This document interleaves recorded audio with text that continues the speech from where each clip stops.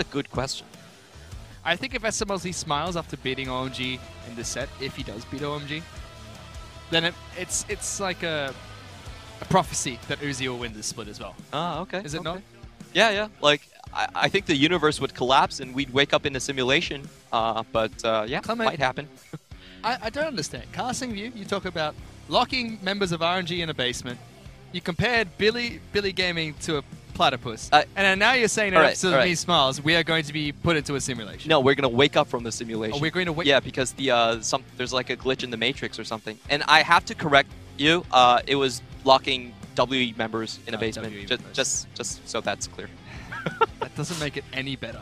All right, here we go in the match, though. So OMG, they're changing up their draft, and they're not picking into the Mundo. Yeah, so... Okay, that's not an Alistair that's going to be locked in for OMG, so they go for the Cogbot. So it seems like it was the pick that World 6 went for, which was the mistake coming out from their picks and bans, but we've been able to restart it. The bans are exactly the same, just these last two picks are not. Kog'Maw and Braum are their bottom lane picks of choice. Oh, I like the Kog'Maw pick away because Rogue Warriors were setting up for a very strong hyper carry, and Kog'Maw is one of those options. Taking that away from SMLZ, always a smart thing to do. Spaloz will get his hands on Kha'Zix once again. He's one of his staple champions when Lee Sin used to be banned out against him constantly. We haven't seen him pick up the Lee Sin since the change to Trackers Knives, not even the SFM going towards the champion. Teams have stopped banning it against him. Yep. I feel like that's a mistake because one day he's just going to pull it out and remind everyone. Lee Sin on this patch, it's very hard to execute. It costs you a lot more to do ward hops. You need to do it with the control ward. So basically, Flawless has been on the Olaf as his first priority whenever possible. But didn't go for Sejuani though. And Sejuani was left open. Rogue Warriors decided to ban it as their first ban. That would be one of the more heavily prioritized junglers in the current meta. Yeah, yeah. I think Sejuani is just one of those champions where if you're playing basically from the Jinx, the Caitlyn, to the Kog'Maw, and the Tristana, and the Twitch as well, so it's really hard to shut his compositions down. I believe we saw Jinx be played against between H2K and Rocket as well, and had a very successful game there. Oh yeah, the patches to the buffs to Jinx are very substantial. Basically, she is able to, if she gets a kill and then she swaps over to her Q, she gets 65% extra attack speed. So that's a massive buff for her in terms of cleanup.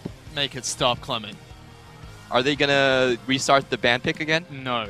The graphic, the overlay is still up here. He locked it in before a couple of seconds were about to expire. Skarner in the jungle for World 6. Urgot in the top lane for Casual. Well, that's not the worst matchup possible for Urgot. He is sitting at a 0% win rate. However, he is pretty good at bullying up other top laners. Well, he's going to go up against Sion. Or Cassiopeia. We've seen the Cassiopeia top in the LCK. We have, but Doinby also plays the Cassiopeia into Rise. It was actually banned out against him in the first match. Yep. I think the Cassiopeia makes more sense just because it is a counter to the Rise. It's one of the reasons that the LPL actually lets Rise through more of our ban picks because we have good counters in the Orianna and the Cassiopeia. So yes, Urgot's now more of a bruiser. He's not so much the long-range assassin he used to be before the rework. And he can bully out lanes. But can he bully out a Sion lane? This is the lane that most players are struggling against the most at the moment. I don't understand the Urgot pick, because if you look at his team composition, what does the team do even if Urgot wins the lane? He's not a split push champion. He doesn't really have the mobility to do so. Wouldn't it just be better to go for a straight tank? Look, one thing that people do overlook with Urgot is the fact that there are 3 very squishy champions on the team from Rogue Warriors here. And if the team's ever able to chunk him down and Urgot connects his ultimate, that player is dead. You're not going to be able to heal back up. You're not going to be able to lifesteal your way through it. You're not going to be able to sustain through it. You will die. And when you're up against a hyper carry team comp, that could eliminate one on. That is SMLZ. Oh, wow. I guess the sneaky thing really changed the culture here. Or it may have been already here. Sneaky W. Sorry, but I got sidetracked by that picture. I was very attracted to it. Not really, but I was. I just asked you if you would marry SMLZ, and you said no. And then now you're telling me you're incredibly attracted to that picture of him. Hey, the Photoshop skill there was tremendous. Look, okay, it looked like a natural picture. Whatever helps you sleep at night. He wasn't smiling in that picture, so I do not believe that it was Photoshop. We're gonna talk about Urgot a little bit later. We shelved that discussion there. OMG fans there, but everyone's coming to support SMLZ. It kind of makes sense. He Yes. was on OMG before. So it makes sense there are still a couple of fans that are affiliated towards AD carry. Mouse actually locking down both wall sixes. Casual. Oh no, we're getting a level 1 team fight. Doinby's taking twin fangs as well. He's flashing forward, looking for the damage. Mouse going forward as well. Everyone's just piling on in. Is that Moscow 5 or Rogue Warriors? Because Mouse just picked up first blood 1 minute into the game. It's being used as well as a flash Q coming up for Maestro, locking him down. Wall 6 in the bottom lane. It's on you. Good, great health use coming up from Kaluas. Is that going to keep him safe? SMLZ has no heal to save him. And it's OMG to get killed in the bottom lane. Yeah, this is really good. Transitioning the entire map towards the bot lane. Aiko says, do you remember when you flashed on top of me? Oh no, there's a bug here. Am I in trouble? No, he's not. He gets the kill before Flawless gets the revenge kill. Oh, that was so well played right there. Sidestepping and getting in between Flawless and SMLZ. If Flawless is able to block the last overload, that kill would not have gone over. Close. Just like Graves knows his minion dematerializer quite aggressively. You see Maestro is still holding on to 2 of his. He has 4. It's pretty interesting. So OMG should, in theory, have the trading advantage in the bot lane, but they're not doing so because they don't have the vision. This is a 2-prong attack from Rogue Warriors, though. It's Sion in the mid lane and Flawless in the bottom lane. Mouse just runs straight into the turret. Bottom lane, though, Flawless being able to get that gank going. They get the first kill down there. They also take down Icon at the same time. Casual's trying to chase down Doinby. Doesn't have enough damage, but flashes on top of Cassiopeia. Trying to go one-on-one. Very tanky. Just doesn't have enough damage, though. Yeah, Casual used his ultimate way too. Flawless down to the bottom lane. If they need additional help, they can call upon Mouse to teleport down as well. OMG are trying to be a bit more proactive. They've already actually called upon Casual to be in the mid lane. Wall 6 flashing forward. Is able to lock down Kha'Zix. Enough damage. He's able to sidestep Maestro's Winter's Bite, but OMG gets the pick. And they're chasing for more. Doinby gets locked down. Thrown back over Casual's shoulder. Ultimate comes out from Casual. Can Doinby escape in time? No, he can't. The chains connect, and he gets the execute. All right, that wasn't a kill steal. Well done, Casual. So what we're seeing right here is because Rogue Warriors, Flawless was very ahead in the matchup. He was constantly in the enemy jungle. So the moving pieces that OMG... Flash available. Can he get out in time? Maestro's there to try and protect him. The slam comes out. Ultimate comes out from Jinx as well. He's locked down even further. Flawless is going to try and jump in. Immediately flashes back out. Doesn't want anything to do with that cockball. But Maestro is now the sacrificial lamb as Rogue Warriors pick off OMG support.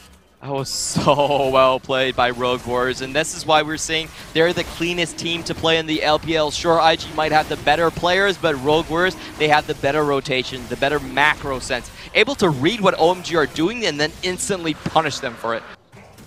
I think it would just be better in every single way. So we've seen 1 kill being picked up by Casual. Yes, he's tense, yes, behind the side, but actually trying to lock down Doinby in the mid lane first. Cassiopeia taking quite a bit of damage. Ceres Abrasive gives him such a big shield. Killua's already rotated. Mouse is already here. SMLZ is getting excited, running deeper into the back line. Shelly's being caught out. He's a sitting duck. SMLZ's allowed to pick up another one. Now the rest of Rogue Warriors are coming in. SMLZ gets another for himself, still going forward. That turret is very low. Rogue Warriors can look to try and take that after the team fight. But OMG looked for the pick and it goes disastrously wrong. Yeah, Rogue Warriors read that play so well. They understood that the bot lane was already rotating and they actually make it for goal! Bye-bye! Casual snipes SMLZ! He didn't know what quite hit him. Oh, and that saves them a tower. Potentially.